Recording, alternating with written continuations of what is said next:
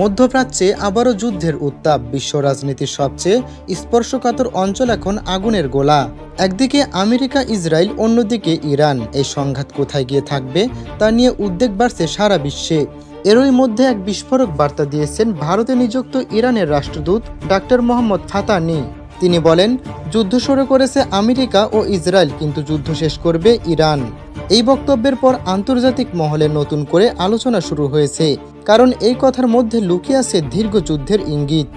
সংবাদ মাধ্যমের মুখোমুখি হয়ে ইরানের রাষ্ট্রদূত স্পষ্টভাবে বলেন, ইরান কখনো যুদ্ধ চায়নি, বারবার শান্তির কথা বলেছে তেহরান।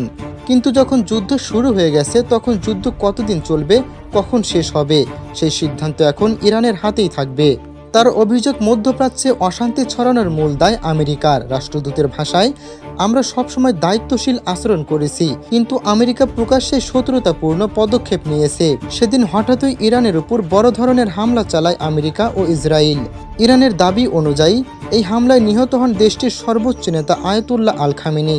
শুধু তাই নয়, ইরানের সেনাবাহিনীর বেশ কয়েকজন শীর্ষ কর্মকর্তা নিহত হন এই হামলায়।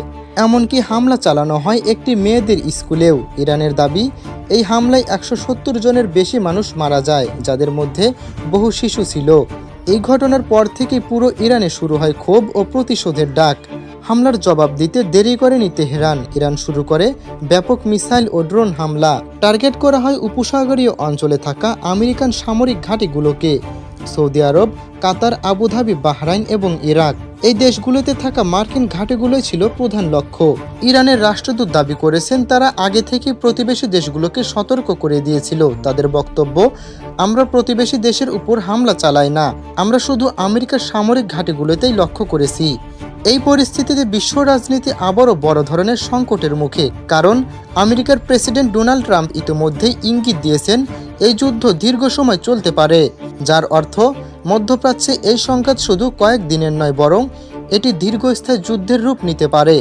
এই পরিস্থিতিতে উদ্বেগ বাড়ছে আন্তর্জাতিক মহলেও। বিশেষজ্ঞদের আশঙ্কা, যদি এই সংঘাত আরও বাড়ে, তাহলে এতে জড়িয়ে পড়তে পারে মধ্যপ্রাচ্যের আরও অনেক দেশ। সেক্ষেত্রে এই যুদ্ধ একটি আঞ্চলিক সংঘাত থেকে বড় আন্তর্জাতিক যুদ্ধে পরিণত হতে পারে।